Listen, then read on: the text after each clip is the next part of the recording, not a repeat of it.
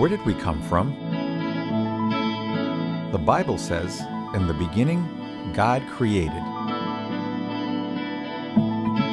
Evolution teaches the opposite. No one created. It all happened by itself. Which one is the truth? This is Headquarters.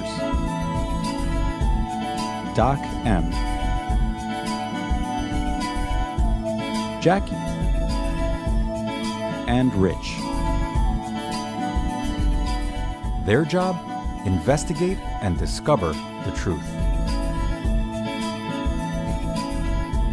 This is The Creation Case.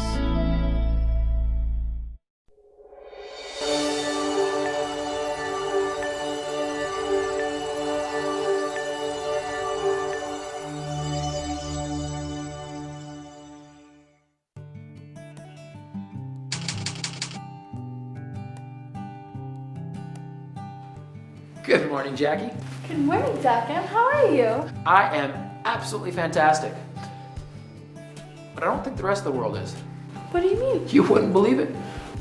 Well, I was getting up this morning and my alarm clock broke. I was on my way out the door, tie my shoelace broke. I walk outside and a sprinkler breaks. Big old gush of water. Wow. Well, hopefully nothing will break on you here. Whoa. What happened to your favorite chair?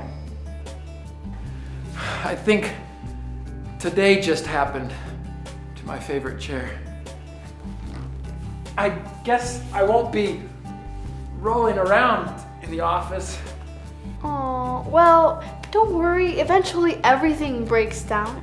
Well, apparently today is the day for that. Why?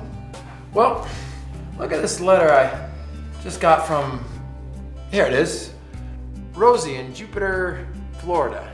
Why, is everything breaking down in Florida too? No, but you're not far off. Listen to this interesting letter. Dear Headquarters, I have a cousin that lives up in Missouri, and his town had some flooding last week with those storms that went through again. Their barn was destroyed when the river overflowed, and his school was in 3 feet of water. His town is a mess now, and they're trying to fix all the damage.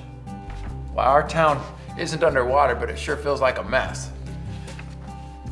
She continues. So the next day in school, we get in this big discussion in science class because one of my classmates asked if in a million years all the flooding would destroy Missouri and make it into the next Grand Canyon.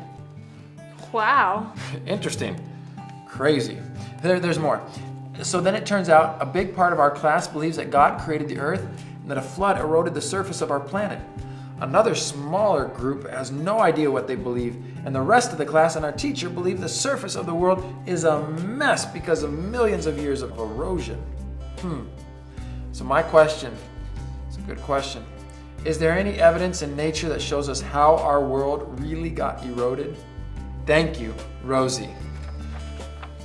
Suddenly a broken chair doesn't seem so important. I know. It's so cool that all those kids stood up for creation. That's right. We need to get this message out to Rich ASAP. You got it, Doc. Good. Where is Rich anyway? Well, I just got a text from him a little while ago. He said he was on a cliff. On a cliff? Really? I think. Sometimes I don't know what his texts mean. Should I be worried? Nah.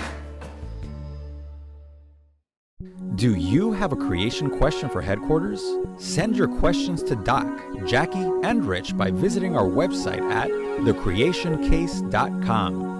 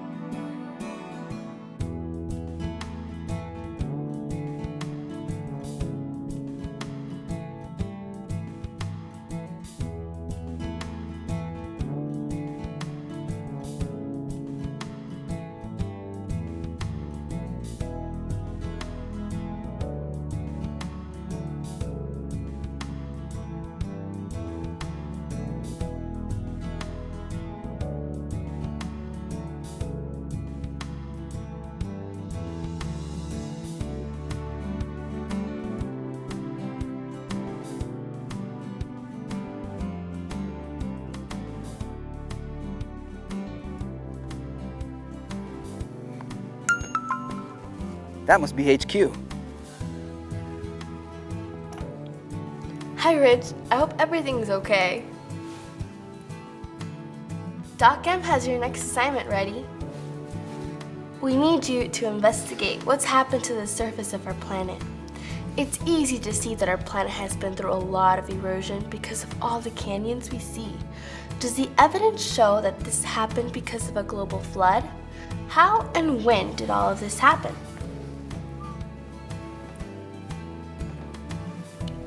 Don't worry, he was just concerned about your on a cliff comment.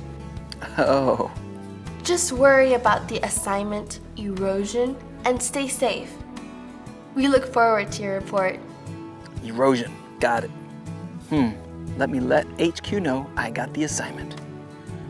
Got message. Erosion. Safely off cliff. Soon. All right, let me write this in my journal.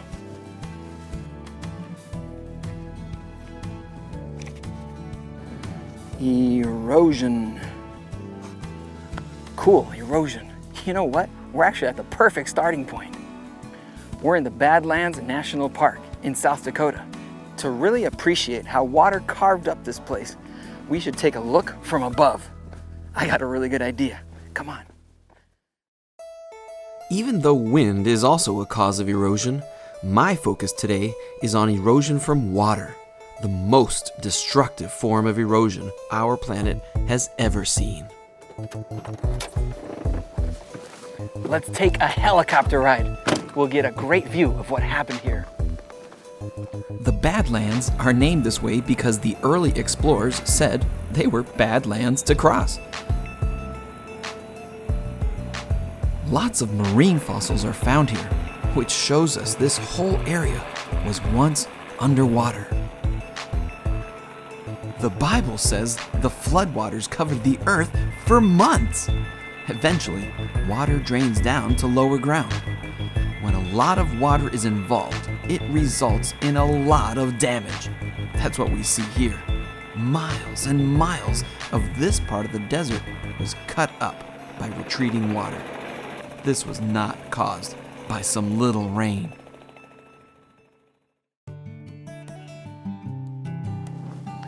There's more. See those layers there? Evolution teaches that each one of those layers was put down millions of years apart. The problem is the line between the layers is perfectly smooth. Do you know any spot on the Earth where the current top layer is perfectly smooth? No. Smooth layers means the layers were deposited there quickly, one after another underwater. Then, huge erosion like this would happen when all the water drained away, downhill over this soft rock. What we actually see here is more in line with the biblical flood. You know, there's another great place that we can go visit to see how erosion has reshaped the surface of the earth. We need to go to Bryce Canyon in Utah. There's a lot of amazing things to see on the way, too. Come on. Help us investigate today. Download and print your own free journal study guide at thecreationcase.com.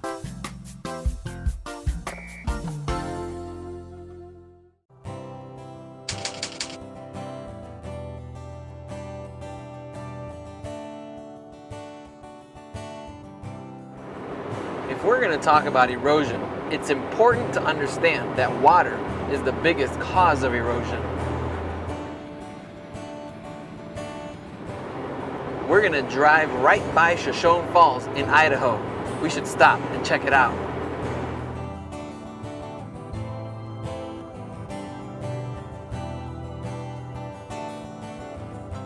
Shoshone Falls is one of the most amazing waterfalls in the United States.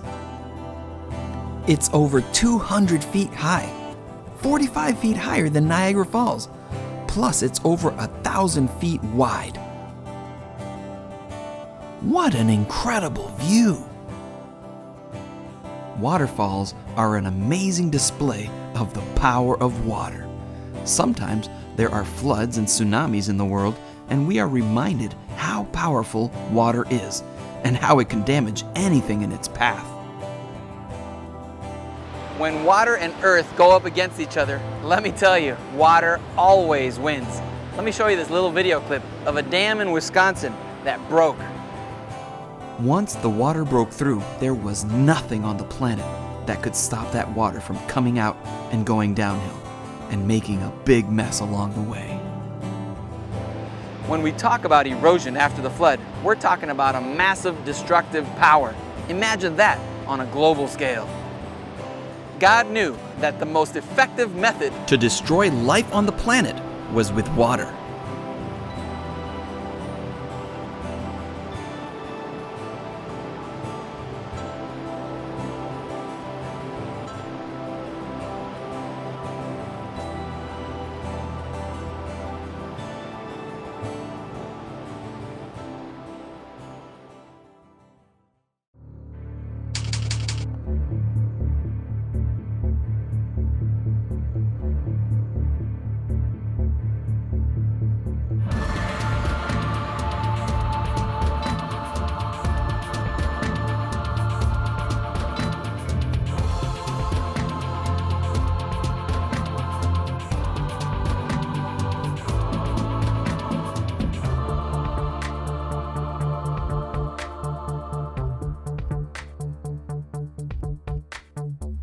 Welcome to Bryce Canyon, one of the best places to see the effects The flood may have had on the earth.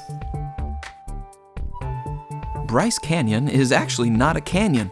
It's the edge of a high plateau that has eroded away by water. We're really high up here.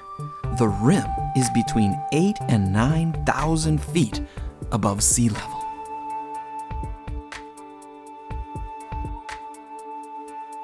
According to the Bible, the earth was flooded with water so high that it covered all the mountains.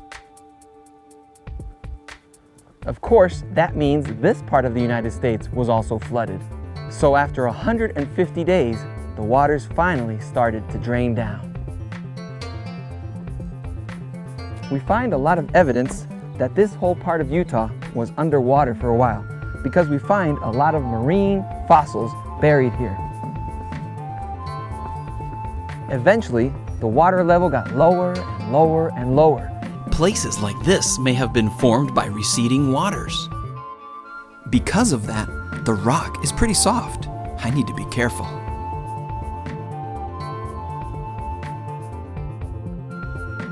This layer of rock here is very soft.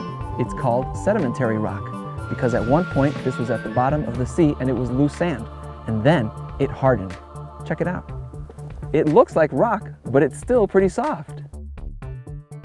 Because of this soft rock, water has cut some amazing hoodoos in this place. One of the main differences between creation and evolution is that evolution doesn't give God credit for creating and owning this planet. The other main difference is time. You see, evolution teaches that everything has been pretty much the same for millions of years and has been changing slowly.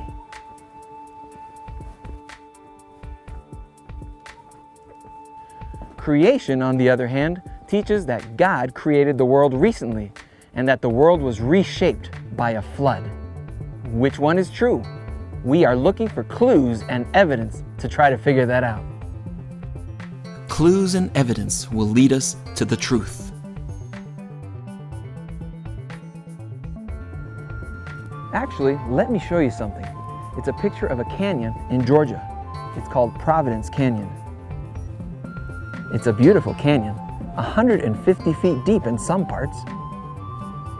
Do you think it was formed millions of years ago? It was only formed 150 years ago. First thing to remember, it doesn't take millions of years to form a canyon. It just takes the right conditions. I think I'm going to write that down in my journal. It doesn't take millions of years to form canyons, just the right conditions.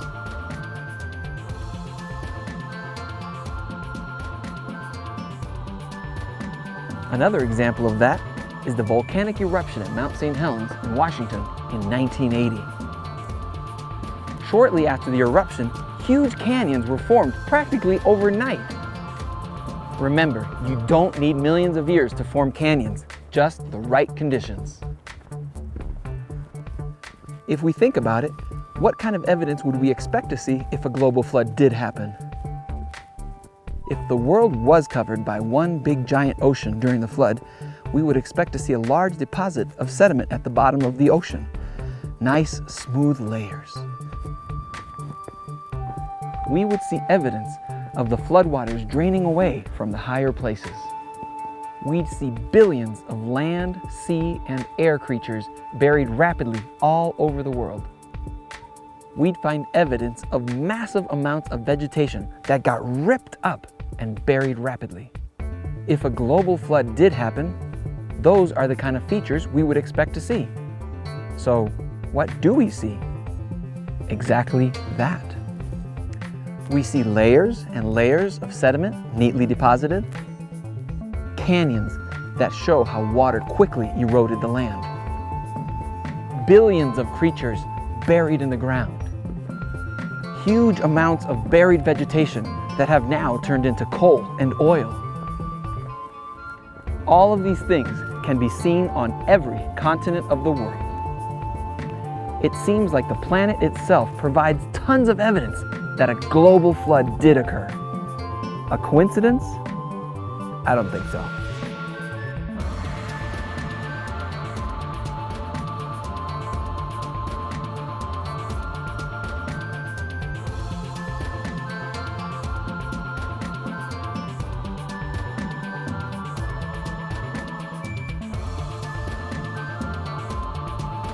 Every step leads us farther down.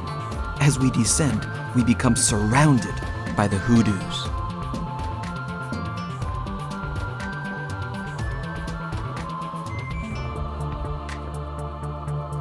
What an amazing view. I've got to sketch this.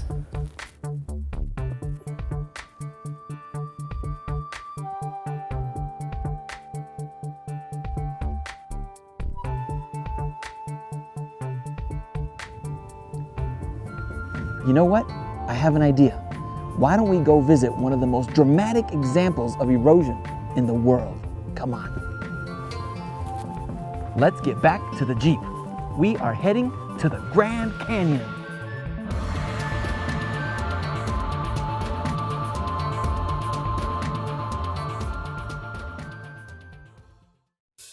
Hi everyone, it's Doc M here at HQ. If Rich is investigating erosion today, I just know the flood will be part of his investigation. You know, almost everyone has heard of the flood story in the Bible. Here's a classic painting. The ark. Oh, look, cute little sheep and lions and everything. Some people choose not to believe in the Bible. They just assume the flood is not a true story then. What many people don't know is that the Bible is only one of the many historical documents in the world that talks about the flood. Yeah. Historians have documented almost 300 stories from ancient historical texts from all over the world that talk about a flood and the basic storyline as told in the Bible. Look, these are some of the modern and ancient names and countries and cultures besides the Bible that describe ancient stories about an enormous flood. Argentina. Assyrian Babylon, that's modern day Iraq. Australia, Bolivia, Brazil, British Columbia and Canada, Cameroon, Chile, China, Ecuador, Egypt, Germany, Greece, India, the Ivory Coast, Kenya, Korea, Mexico, Mongolia, Nigeria, New Guinea, New Zealand, Peru, the Philippines, Rome, Scandinavia, Siberia, Thailand, Turkey. Wow! And even in the United States, dozens of Native American stories about a great flood, even from Alaska. That's almost 300 different stories, and some of these documents are thousands of years old. Is it really a coincidence that people from practically every corner of the world wrote about the same huge event? I don't think so. I don't think so at all. Look at this ancient Chinese word. This is the Chinese character or the Chinese word for large vessel. ship. The word is made up of 3 separate characters. Look at what the 3 characters are.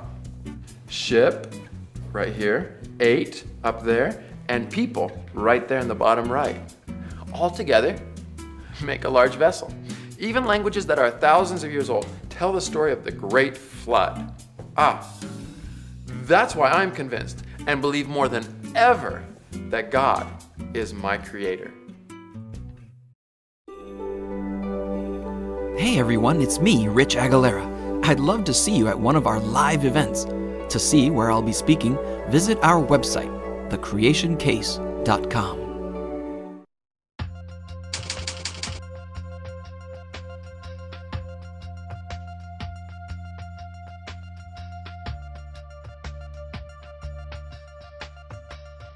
You know what?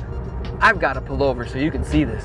This is one of the most amazing parts of the southwestern desert. What seems like an endless desert here continues to amaze me with these incredible views.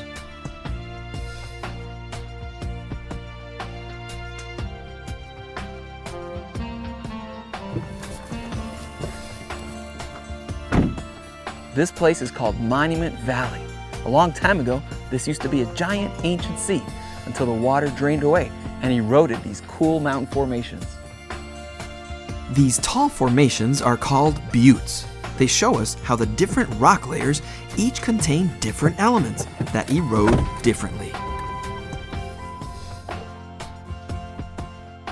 Isn't it amazing that everywhere we look, there is evidence of erosion by water?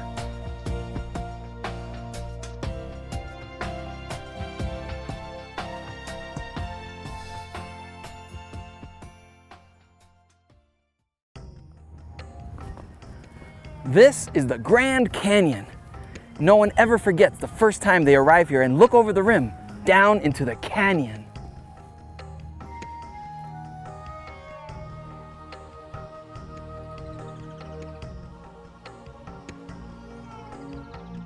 A lot of people think that this is just a big giant crack in the ground, but it's not. We're actually 7,000 feet above sea level on a high plateau. The bottom of the canyon is still 2,500 feet above sea level. It's amazing to think how big this canyon is. It's about 18 miles across at its widest point and almost 270 miles from end to end. To get a good look at this place, we need to hike down into the canyon. Come on, let's go. As we head down into the canyon, the first thing we find are steep switchbacks and very uneven terrain. Here at the Grand Canyon, evolution teaches that the Colorado River at the bottom carved out this canyon over millions of years, but physical evidence points more to massive erosion. After a global flood, you would expect to see massive lakes and seas forming all over the world. If a lake were, say, 8,000 feet above sea level, you would expect it would want to drain to lower ground. That's a lot of pressure, a lot of water trying to get to lower ground. If a small leak were to develop, the earth would give way to a massive torrent of water.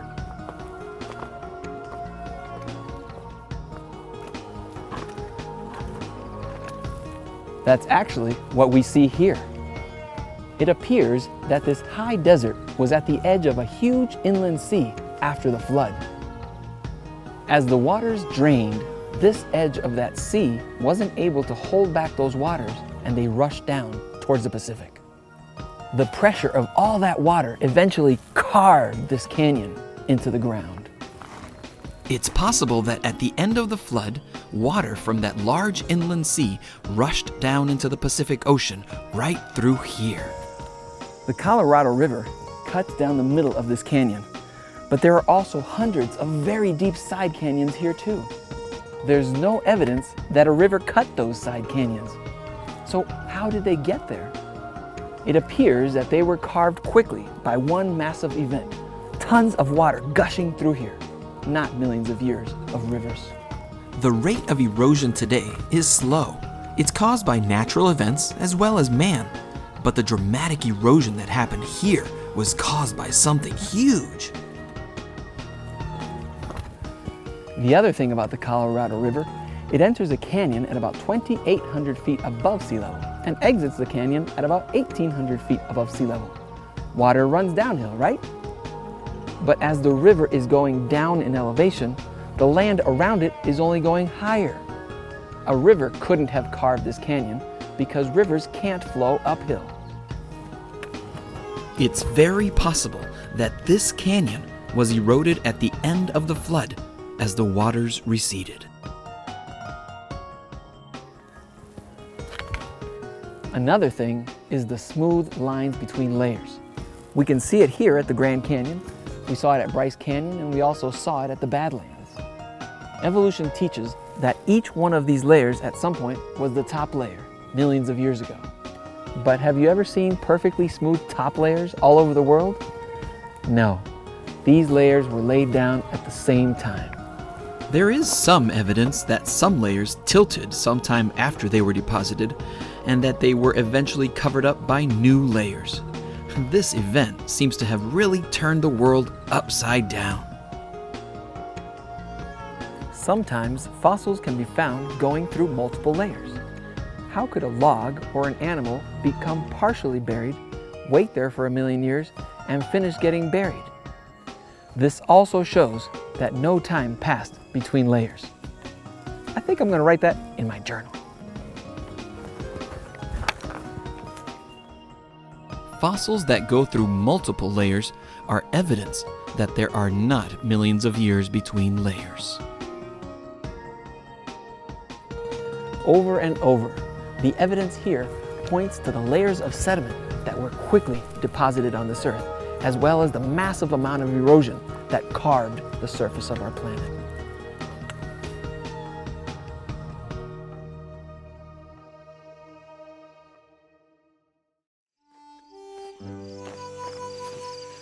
We sure visited some amazing places for today's assignment. Water looks so harmless when you drink a cup of it, but the evidence we've seen today shows us water has enormous destructive power, especially when there's a lot of it involved. Well, I need to finish up my report and send it to HQ. Remember, if you want to read it, just go to our website.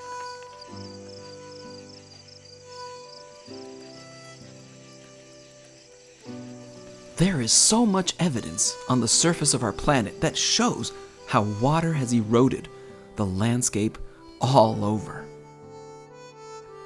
It doesn't take millions of years to form canyons, just the right conditions. Fossils that go through multiple layers are evidence that there are not millions of years between layers.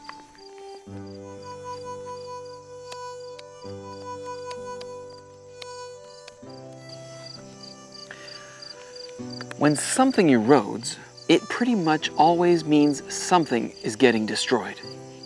If there's one thing we need to protect from erosion, it's our relationship with God. How does that happen?